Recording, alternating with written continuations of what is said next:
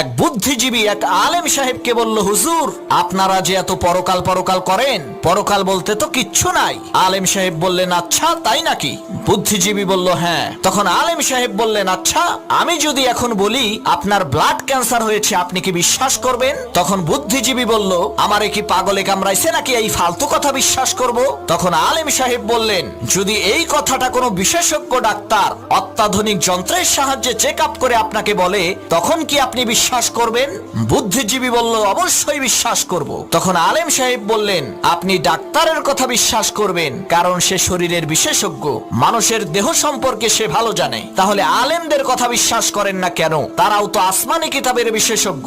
কোরআন হাদিসের মাধ্যমে তারা পরীক্ষা করে বলেন যে পরকাল আছে, মৃত্যুর পরে আর একটা জীবন আছে, জান্নাত আছে, জাহান্নাম আছে। তখন বুদ্ধিজীবী তার বুদ্ধি খাটাইয়া বলল, হুজুর আপনি ঠিকই বলছেন, আপনার কথা সত্য, পরকাল আছে।